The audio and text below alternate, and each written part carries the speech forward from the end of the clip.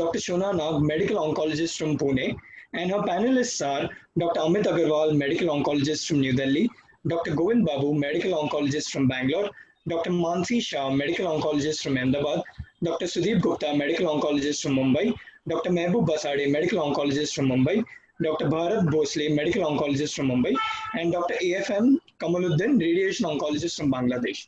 Over to you, ma'am. Thanks. I'll just share my screen. Yes, please, ma'am.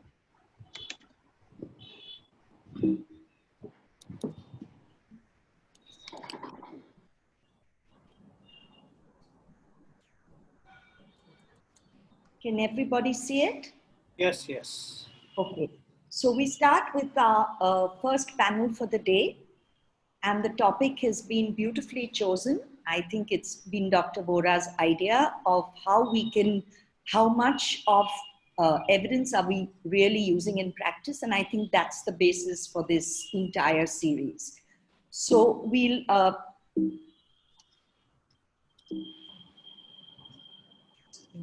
yeah. So we'll start off with a clinical scenario that was given to me. This is a 37-year-old premenopausal lady. She has clinically T3N1 disease, so she falls in the category of a locally advanced breast cancer. She has 2 family members with breast cancer. The biopsy reveals ER positive, strongly positive 80%, ER positive 10%, and a HER2 negative tumor, which is grade 3. And she has been referred by the breast surgeon for neoadjuvant chemotherapy. So let's start with talking to our panelists. Dr. Amit, what do you think would be your goal of treatment here? So goal of treatment is cure. Yes, but your goal of giving neoadjuvant therapy here. So the idea, so was it a clearly operable disease or? So it was large but operable? Then the benefit in my mind about giving the chemotherapy upfront is that depending on the response degree, would we offer her capecitabine eventually or not? That right. Is the, I mean, okay, fine. So the reason I would give neoadjuvant chemotherapy for triple negative is only this reason in an operable patient, because if she does not respond well as per defined criteria, I might be able to improve her survival by giving an adjuvant capecitabine. The CREATE-X data set. Okay. Govind, do you have anything to add? What kind of regimen would you choose for her? Yeah, I think I will agree with Amit, because here we are actually looking at having a assessment of a response in the tumor that is there at the time of surgery. Correct. So I think this is fine. Yeah. So what would you like to give her? She has a grade 3 tumor. She's ER/PR positive. It's a 6 centimeter size tumor, node positive clinically. Yeah. Yeah. So I would look at a docetaxel based chemotherapy. Okay, and you'd go for a full 6 cycles before. See, that was the original thinking, you know. But I will assess her after every cycle, of course, and yes. yeah. And because you're trying to look at giving her capecitabine, I think it is best we finish 6 cycles, then take her of her surgery, look at the histopathology, look at the response, and that will be the ideal thing to do, because we're going to follow the treatment. Yeah. Sorry, Shunana, can I say I missed the point? Amish Vohra clearly mentioned it. It's an ER/PR positive patient, whereas not negative. Said, yeah, I missed the thing completely that it was a strong ER/PR positive. Yeah, I also pay attention. So we are dealing with a young hormone positive LABC. Yes. And the surgeon has kind of said she needs upfront chemo. We are keen on that. And my next question is to Mehboob. Mehboob, yes. What are your chances of achieving a PAT-CR in this case? So, I mean, the CREATE-X is definitely is for triple negative. So, I don't think so CREATE-X will be there. I mean, I would like to give full 8 cycles, including taxanes and anthracyclines upfront. And somewhere around, we will expect around maybe 18 to 20% PAT-CR in such patients around that. Not much. So let's see what the data says. My goodness. So this is data from the German study group, okay, and they looked at over 6,300 patients and they did a very nice neoadjuvant meta-analysis. And as you can see, and as my colleagues have pointed out, we don't expect a great PAT-CR rate But remember that our patient has a grade 3 disease. She has ER positive disease, and she has more or less a luminal B type of tumor. So somewhere between 10 and 15%, I think, would be the PAT-CR. Do my panelists agree with me? Bharat, what do you say? Yeah, I agree with you and other panelists. For ER positive, we don't get that much PAT-CR. But still, Right. as you, the first question was what was our goal? So the Yes. tumor was T3. So Yes. still, I would like to go ahead with the neoadjuvant therapy because I want a good response to facilitate the surgery. Okay, so I think breast conservation would be very high on your cards as a goal of treatment. Okay, all right. Now, this is a little more tricky. Is there any advantage to this patient if we get a PAT-CR? So there are so many different and alternate views about pathological CR. There are those that favor it, there are those that not favor it. So let's talk to Dr. Mansi Shah. Yes, ma'am. If she got a PAT-CR, would you be happy? And what does that tell you? So I think we always get happy when our patients get a PAT-CR. I think it has to do with the fact that we do have enough evidence to suggest that somebody who gets a PAT-CR, their long-term outcomes in terms of at least event-free survival, disease-free survival is better.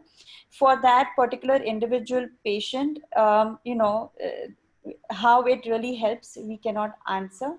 So, the chance for recurrence is still there. However, we tell them that patients who have a PAT-CR tend to do a little bit better than patients who do not have a PAT-CR. Okay. Now, let me put the opposite question. Govind, now this patient gets 8 cycles of chemo and there is some residual disease. Would it bother you? She's ER/PR positive, she's young. So would it bother you if she did not get a PAT-CR? I mean, that is the best you have achieved. Just to put another point of view, actually, I'm sort of biased towards hormonal therapy these days, Right. She was strongly ER positive. So, we always believe that responses to chemotherapy is faster than for hormone therapy. But if you actually go back to the ATAC study, which actually looked at just aromatase inhibitor, just anastrozole, and they looked at the Ki-67 fall at day 14, and they found that the Ki-67 drop was more than 50%. So our belief that chemotherapy achieves faster responses is not really true. Well, it's not, maybe not really true, but Govind, still in a premenopausal patient, I still would be more inclined towards Agree. I was just trying to put the other point of view across. Whereas in a postmenopausal patient who wants to avoid chemotherapy, I would give her a fair go with hormonal therapy. I don't have right now, Shona, right now we are running a study in premenopausal, looking at chemotherapy versus hormonal. So we will have data. We will have data on that, absolutely. Yeah. This is the famous B18 and B27 studies, and this is the survival in patients by PAT-CR.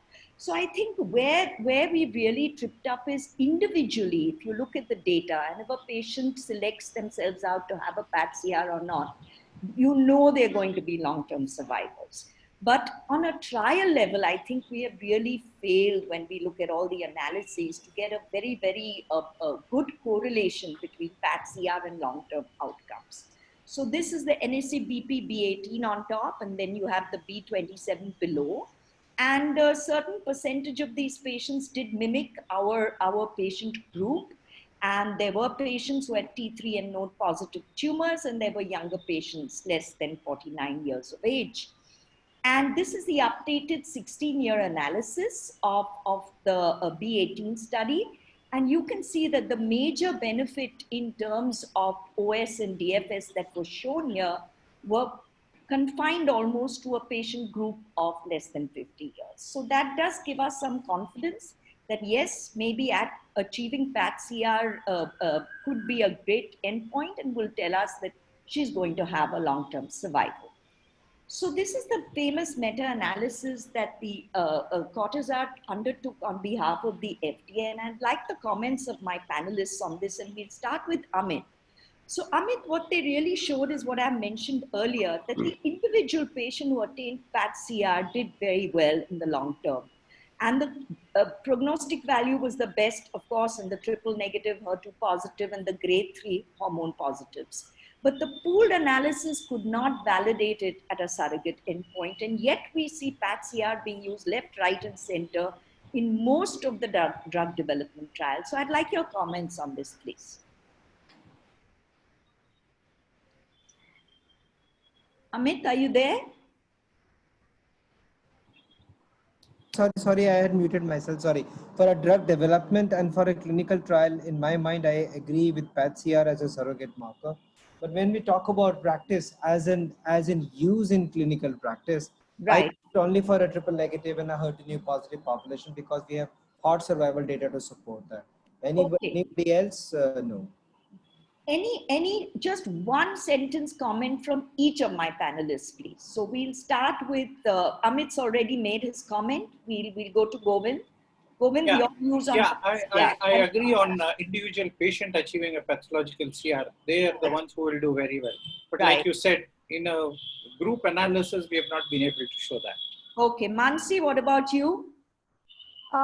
About PAT-CR and hormone positive patients, I'm a little bit hesitant because we know that hormone positive patients tend to recur probably long after their initial disease, and hence I'm not sure how important PAT-CR is in hormone positive patients. And you have endocrine therapy to rescue them later. Exactly. That's a very important targeted therapy for them. Exactly.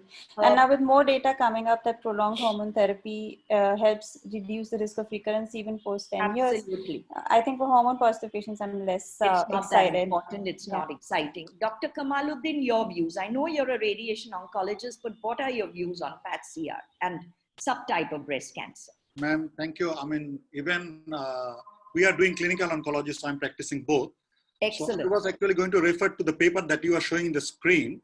Yes. We are not very much optimistic, but this meta-analysis is giving us some hope.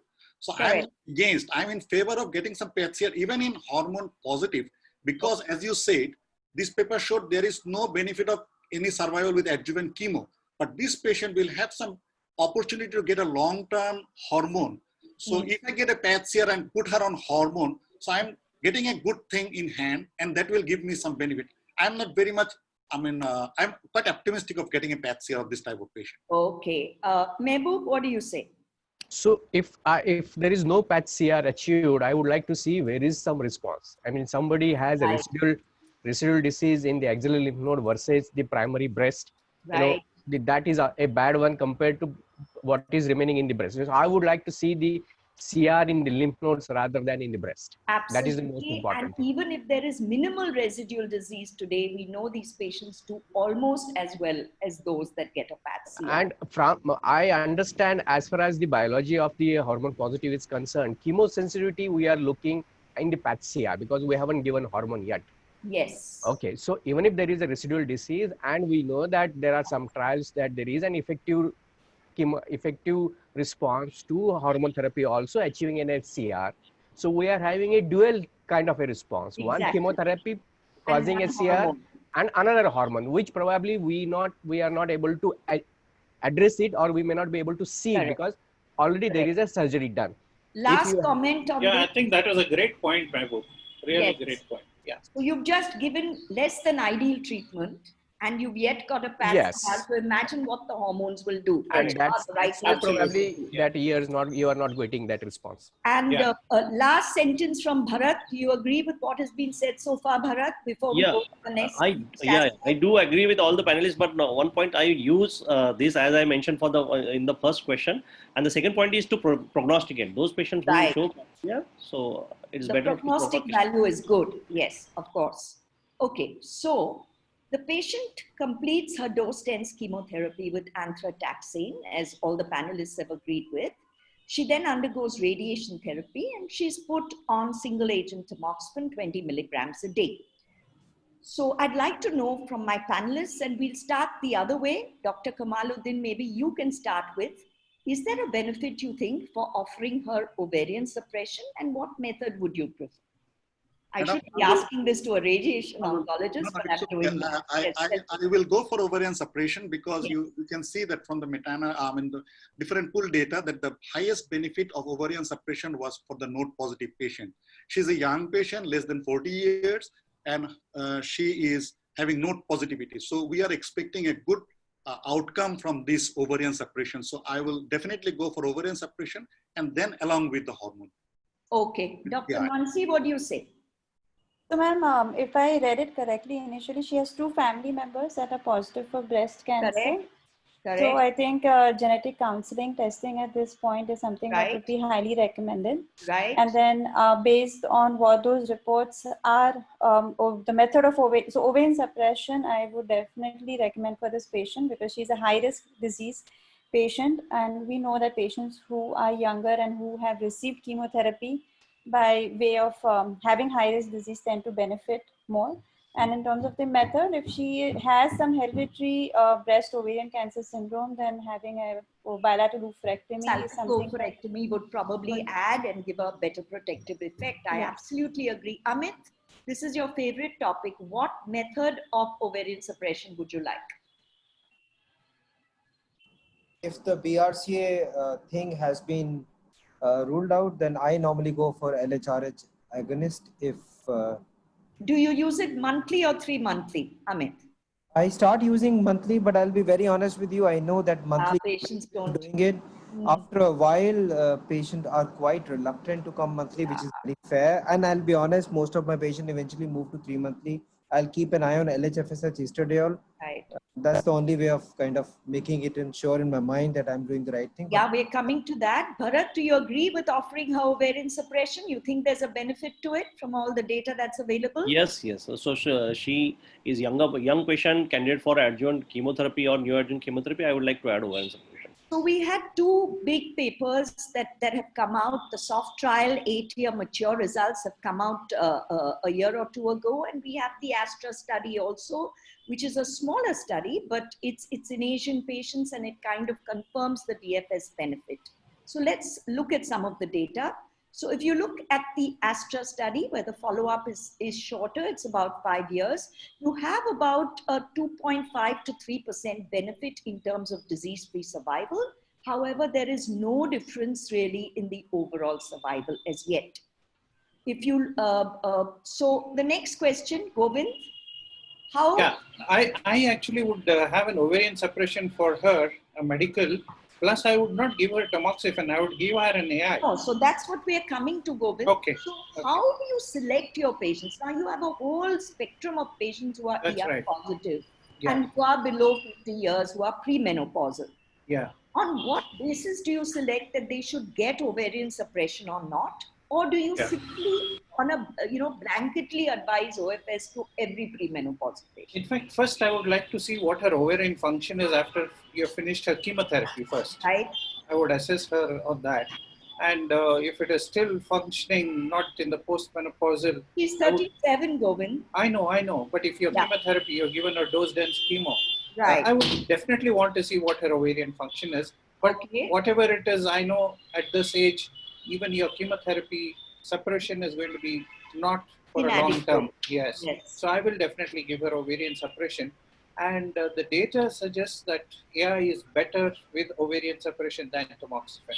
No, so but which are the premenopausals? Do you look at any tumor characteristics that you would bank on to say yes? High grade. Yes. ER positive, PR negative, HER2 negative, and for like this patient who has a strong family history of breast cancer. Okay, Bharat, would you like to add any more to that in terms of tumor characteristics? So basically high risk characteristic, as I said, high grade, younger patient, higher T value and so a larger tumor like this lady, probably a node positive tumor. Yeah, node positive, yes. Yeah. So these are all the characteristics. So basically, would you agree that if you gave chemo in the pre-op or the adjuvant setting, you would kind of consider them for ovarian suppression as well? That would be a good way also, as the SOFT index did. Yes, so the criteria for SOFT is those patients who high risk patient are candidate for adjuvant therapy, chemotherapy. Yeah. So those are the candidates where I would go forward and give the ovarian suppression.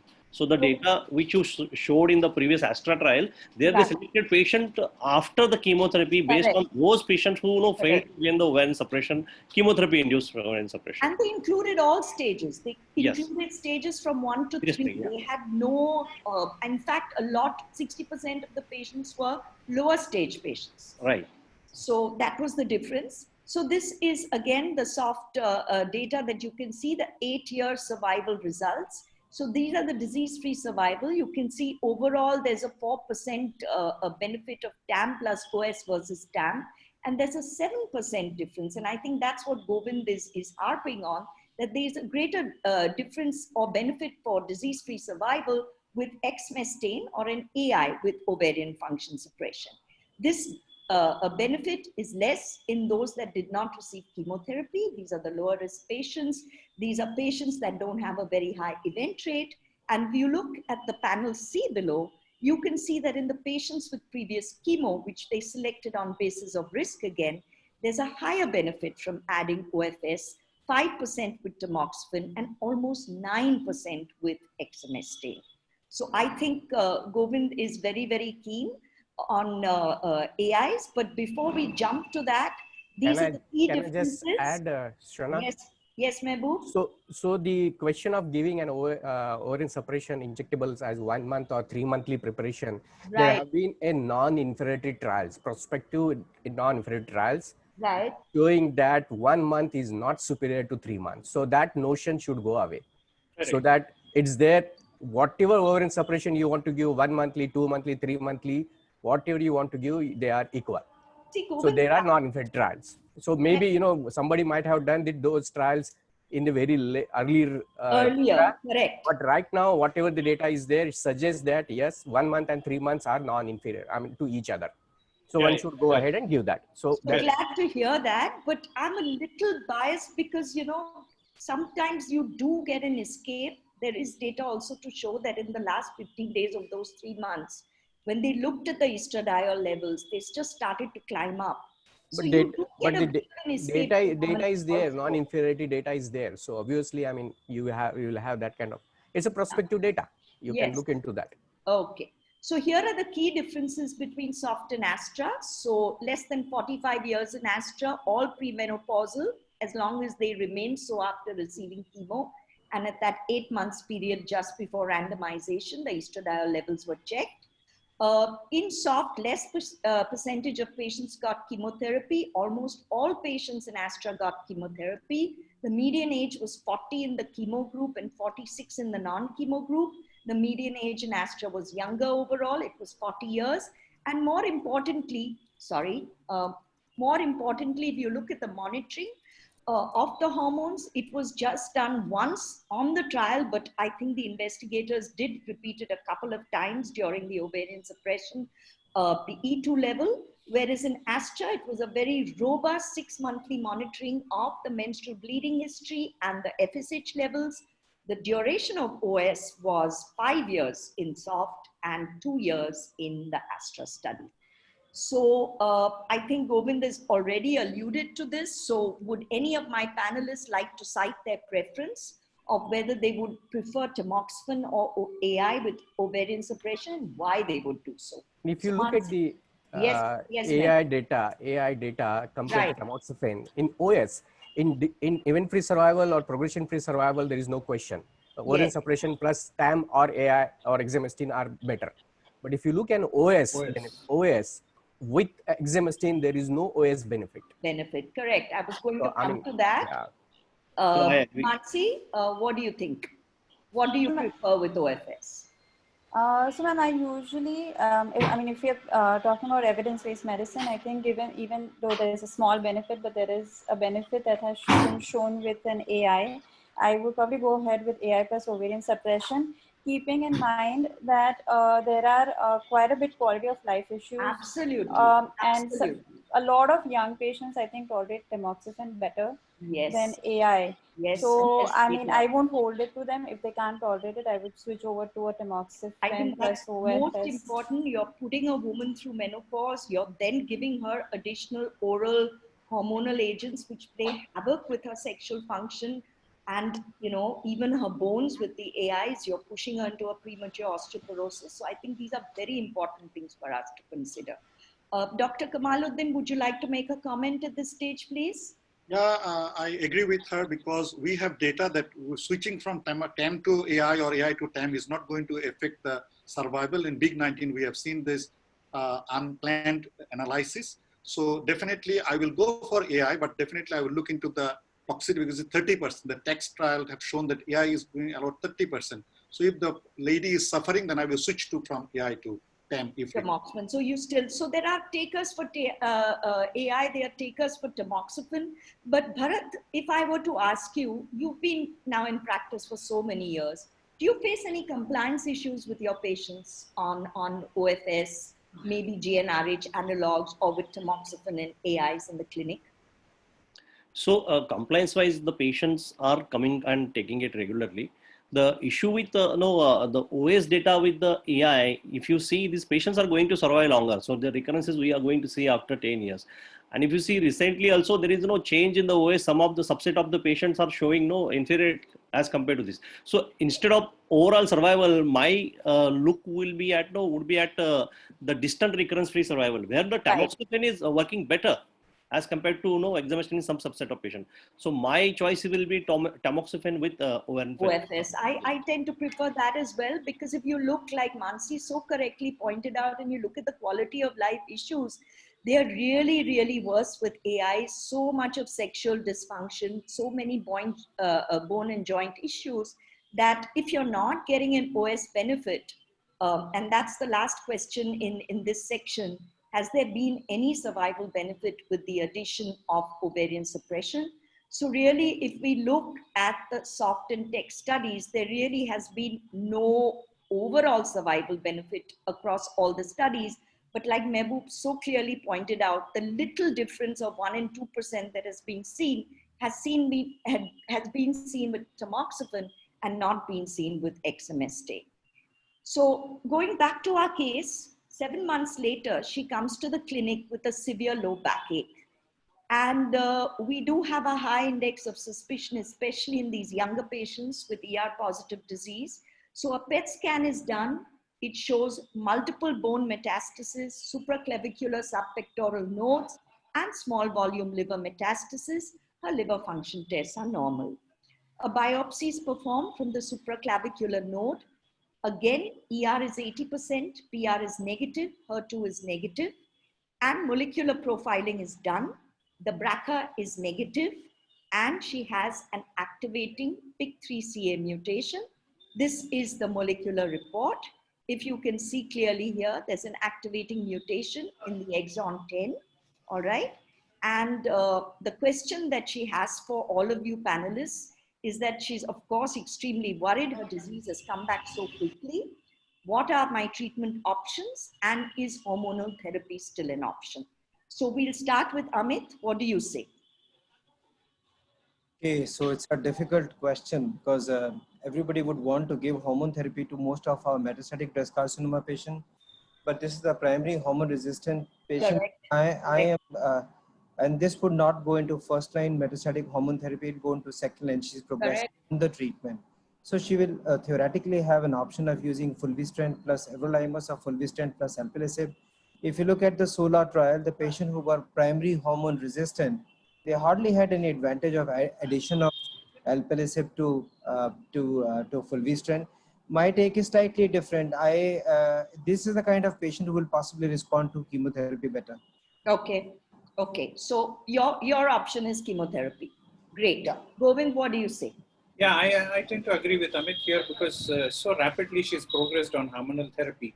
And for her, I would definitely like to use something like eribulin to start off with. I will not right now act on her PI3CK mutation. If at all you want to go the chemotherapy way, I would still look at a cyclin DK4/6 inhibitor. No, so you tell me. So Amit has chosen. Yeah, I will give her something like eribulin first and say because her response to hormone therapy has been not very good. I mean, in fact, like a resistance to hormone therapy. Okay, so you're concerned about, but remember, she has no visceral crisis. I agree. She's only symptomatic from a back. Correct. Right? Correct. So you wouldn't give her a trial of endocrine or CDK4/6. You'd first try chemo for a few cycles, stabilize her disease, and then perhaps start something else. Just because of the duration of therapy. Yeah, so that's what's ringing warning bells. Okay, Mehboob, do you agree with this? No, I don't agree to that. Okay, so first thing is that I'm not very clear if she has received an NSCT, what was the response to NSCT? If she was resistant even that time and she had undergone surgery and recurred, what is the use of again giving chemotherapy? Okay. So there is a possibility, because we still don't have that kind of an information available. Okay. Considering that she has responded to the chemotherapy, still I will go ahead with the endocrine therapy like fulvestrant plus CDK4/6 inhibitor. So that's interesting. You would choose fulvestrant as your first choice and not an AI in this case, right? I mean, again, if suppose she would have received tamoxifen in the adjuvant setting, then there is an option. But if suppose she received tamoxifen. Yeah, so then I can go go ahead with the AI as well. Okay, fine. CDK4 plus some endocrine therapy. Okay. Bharat, what do you say? Yeah, so I would like to look at the NGS panel done for PIK3 mutation. As you said, she had two family members affected with. No, so she's BRCA negative, ALB2 negative. So all those germ lines are negative. Yeah. So as Dr. Mehboob said, I would consider chemotherapy as well as the other option is endocrine with CDK4. No, you choose one. Now I'm going to put you on the spot. You choose one. Yeah, younger patient, if the previous response to chemotherapy is there and knowing the fact that it's a primary endocrine resistance, my choice still would remain the chemotherapy. Okay. All right. Mansi, what do you say? Even with the PI3 kinase mutation, they are resistant to chemotherapy. So what are you going to do? They are resistant to hormone therapy also, Mehboob. But they are resistant to chemotherapy also. Yes, plus hormone therapy also. Yeah, but there is no crisis. And there is no crisis. I agree. I think I will discuss. I would give her a chance with endocrine plus CDK4/6. All right. Okay. Dr. Kamaluddin, you have the final say. What would you decide? I want to go for the 80% positivity of the year. I want to take it very seriously. There is no visceral crisis. As you was telling that PIK13, even it is positive, I'm not going to go for that. I'm going for CDK4/6 inhibitor and AI.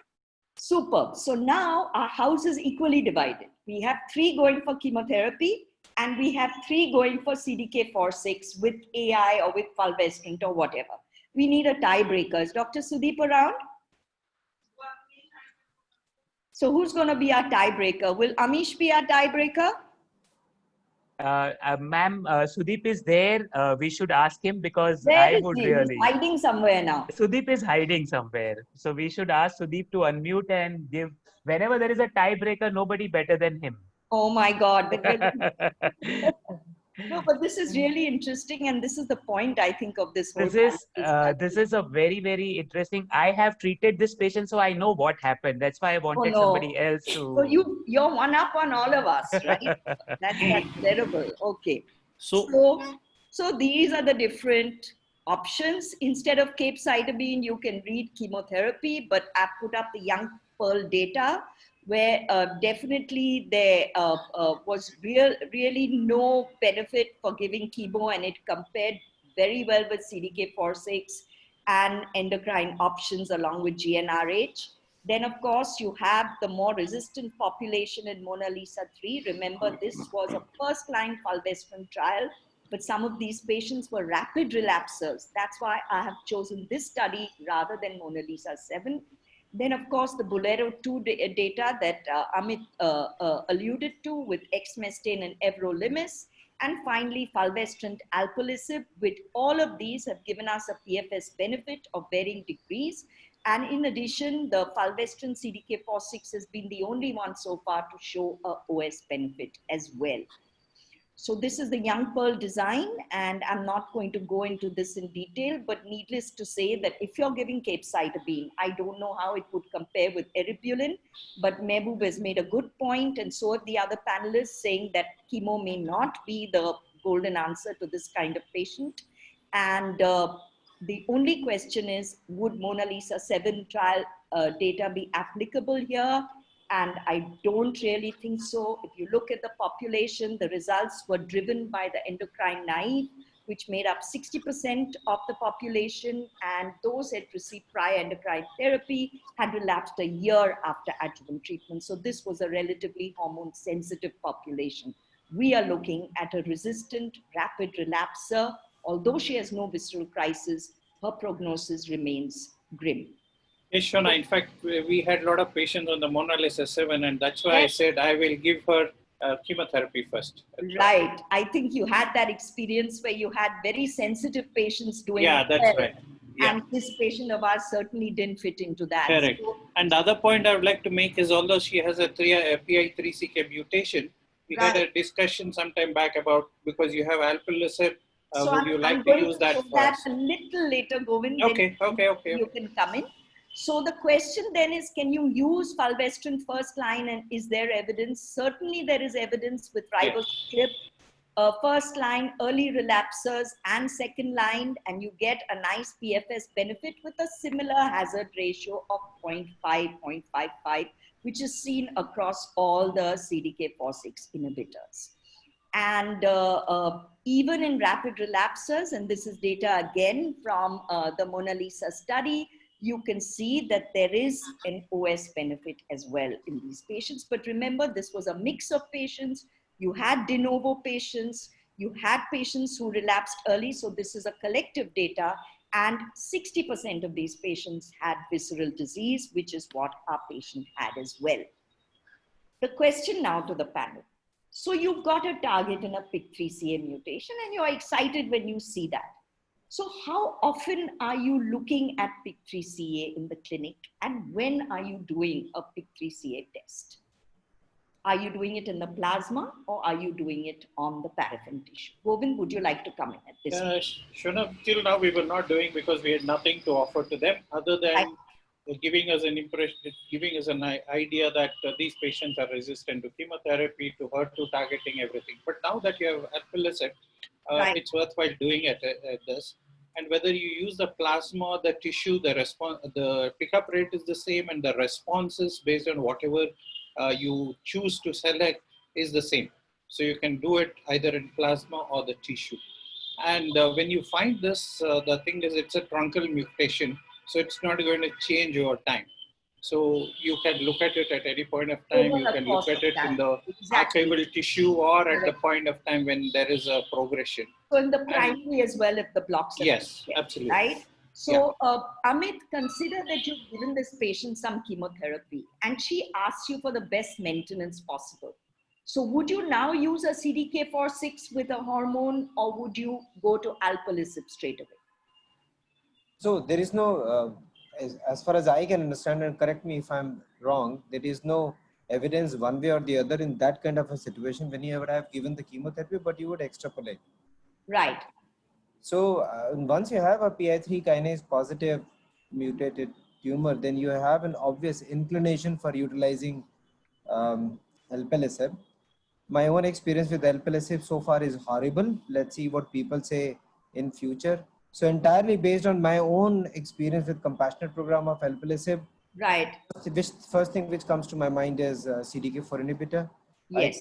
I burned my finger, and let's see what rest. And I'm starting to learn again after presentation. So Mehboob, what do you say? She's got a PIK3 mutation. Would you throw away a good drug like a CDK4/6 inhibitor, or would you still give it?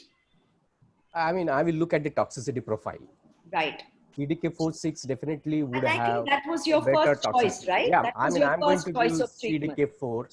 So going to that side, which wanted to give CDK4/6, the other half, this is some data from Paloma 3 about the response to CDK4/6 in a setting of PIK3 mutations. So if you look that the overall survival or PIK3CA is a prognostic marker as well, and it tells you the patient is going to do worse overall. But even then, they tend to benefit from CDK4/6 inhibition. All right, so you wouldn't deny them this just because they are PIK3CA mutated. You would be justified in probably giving it to them because they do get a PFS benefit. This is data from with ribociclib, because that's the drug that today is preferred or has more robust data in the premenopausal group. So here is data again, the wild type and the mutated type seem to benefit equally well from the addition of CDK4/6 inhibitor. So we do have data, and I think, yes, Govind, go ahead. Yeah, So, you know, some countries had alpelisib available before CDK4/6 was available. So we had discussion about whether you would use a CDK4/6 inhibitor first or alpelisib first. And the consensus was that the toxicity of alpelisib is pretty high. So because these people didn't have access to ribociclib before they used alpelisib. So now the consensus is that even if you see a PI3CK mutation, you can still use a CDK4/6 inhibitor first, and the responses to a PI3CK inhibitor is just as good. So you are not giving the toxicity earlier, and you can still use it later on. So the sequence would be a CDK4/6 inhibitor first, followed by alpelisib. Okay, so let's get all our panelists in. Mehboob, do you agree? CDK4/6 first, followed by alpelisib if she fails? Yes, and my experience even in this sequence with the alpelisib is quite good. I mean, I really thought that probably it may not work, but yes, whatever the small number, alpelisib has done extremely well and very early responses. Very early. Bharat, do you agree with this approach? So I personally don't have any experience of those patients who but as after use CDK4/6 with fulvestrant, then to continue fulvestrant and change just CDK4 to alpelisib, that experience I don't have. But toxicity is major concern with alpelisib. So I'm going to answer your question. There is a small sub-study. So sequencing is what you're worried about, right? Yes. So in the first line setting, if you give AR fulvestrant with CDK4/6, you get the same benefit. The question is, would you say fulvestrant for second line in such a patient, or could you use fulvestrant in both? So SOLAR did not allow prior fulvestrant treatment, but there is a 1B study, which is early, no doubt, where 45% of these patients had been previously treated with fulvestrant, and then they added a new therapy in the form of alpelisib, and you can see the waterfall plot. So you will get a response in such patients. Although I agree, in the BYLieve study, if the patients have had AI CDK4/6, they go to fulvestrant alpelisib. But if they've had fulvestrant earlier, then they choose AI as a partner. So I think you could do well with both. So there is data for that. So coming back to what the sequence should be, Mansi, do you agree? CDK4/6 first, followed by alpelisib? Dr. Kamaluddin, what about you? I am unfortunate we don't have alpelisib here, so I have no option. It was available with CDK4/6, but yes, definitely I agree to go first CDK4/6, then followed by alpelisib. Okay, so I think we've got a decent consensus. Purvish, are we on time? Do we have a few minutes more? 3 minutes more. How many? 3 minutes. 3 minutes more. So, okay. So let's start off from the beginning again. Amit, your opinion regarding this case and what your final plan would be for this patient. So I would have given chemotherapy. I don't know what Amish did. What chemotherapy would you have given Amit or? So there is a capecitabine option, as you did show in young Pearl. Yes, okay. If you look I at showed you that it was no better, or in fact slightly worse. Yeah, but it is a comprehensive answer, not the early relapsers data. Show me the subgroup of relapsers. No, that's not there. Yeah, and then if you look at the overall response between capecitabine in young Pearl and the MONALEESA 3 hormone group, the capecitabine had more responses. That is also important. Don't forget about it. So you got the capecitabine is inferior. In the maintenance setting? I don't like to use alpelisib because of my personal past poor experience with the drugs. So I've gone with CDK4 inhibitor as maintenance. There is really no data of maintenance in this setting, but I think we will extrapolate into it. Amish, would you like to give us the magic answer of what you did with this patient? Is Amish there? Organizer bhag gaya. He holds the key because this is his personal. Amish has to be unmuted, I think. Okay, fine. Any other burning comments? Yeah, Shona, the fulvestrant part, there is a retrospective data of use of fulvestrant. The earlier you use the drug, the better is the responses. So maybe you look at using fulvestrant earlier and maybe an AI later. So I think that would have been my personal choice. Yes. If one asked the moderator. But Percival has shown there is no real advantage of using fulvestrant upfront. It is in fact maybe inferior to using aromatase inhibitor. It's a phase 2 trial, but whatever the data is like that, that's only randomized trial between using CDK. But interestingly, all the overall survival data for CDK4/6 except Mona Lisa 7 has all been with fulvestrant. Yeah, all of it. That's right. There's only one with an AI. There's only one with an AI. So, I think there's something to be said about that combination. And like you said, she's a second line setting. Yes. Shona, can I ask the people who are going to give the chemotherapy, because she has received 7 months prior to this already received the chemotherapy full 8 cycles, what kind of response they are expecting now? So the response with the hormone therapy will be like, if you look at the second line is around 15% to 20%. Yeah. So with the less toxicity, you are getting it, same thing. Okay. Shona, can I interrupt, please? Yes. Shona, you have to sum up now. Thank you. Yeah. So Amish is there. Let Amish comment and then. So, Amish, what you did with this patient? So this patient went into CR with Gem-Carbo, and she continues to remain in CR with Gem-Carbo. It's almost 14 cycles now. Okay. And alpelisib compassionate basis was rejected because she never received AI earlier. Correct. And we are waiting for her. Now, I don't know what to do. Continue Gem-Carbo? But Amish, did she have a BRCA mutation? Because No, she never had BRCA mutation. She didn't have, ma'am. So I think options are capecitabine, Gem-Carbo, and eribulin. Yeah. So I think that speaks a lot. So Amish, you still have a lot of options. Absolutely. Yes, absolutely. And this panel was very nice consensus, and I think Sona ma'am summarize, and then we can move to the next our expert. So basically, we had a young 37-year-old premenopausal lady who had come in with locally advanced breast cancer. We discussed the chances of her getting a PAT-CR, which was between 10 and 15%. We also said that we would be happy if she got a PAT-CR because that would indicate a better prognosis for her individually. However, long-term outcomes at the trial levels have not been established yet, but there is a very interesting meta-analysis.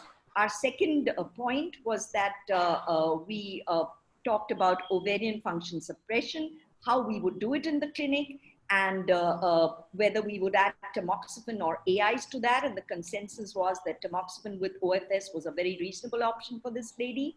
Unfortunately, she was a rapid relapser and relapsed within 7 months, was not in visceral crisis. The house was divided. Half the house said chemotherapy, the other half said CDK4/6 with endocrine. The lady happened to have a PIK3CA mutation, and it was also agreed upon that alpelisib with fulvestrant probably as a partner would be a reasonable option in later lines of treatment. Thank you. Thank you very much, Shona. Amish, back to you. Kashish, can we invite our expert, please? Yes, sir. Thank you so much, ma'am. I now request Dr. Raghunath Rao Digumarti, medical oncologist from Visakhapatnam, to please give the expert comment for the session. Over to you, sir. Sorry, sir, you'll have to unmute yourself. I have unmuted. Yeah. Good evening, everyone. Nice talks and very nice panel discussion. The panel discussion was very practical, and most of the points covered are extraordinarily practicable. So I would give 100% marks to Sona and all the panelists for making things very practical. And I'm delighted that most of you are keeping your feet on the ground to practice what is feasible in this country, even at a grassroots level, even if we have a extraordinarily impoverished healthcare system. So I'm very happy that Sona could elicit so much of information, prod them sometimes, but Govind was of course forthcoming. He was anticipating the questions. So it was all very well done of how to manage a woman, a young lady, the best possible method of using a management, even at a preventive level, staying one step ahead of the entire cancer process. And thank you very much for giving me this opportunity.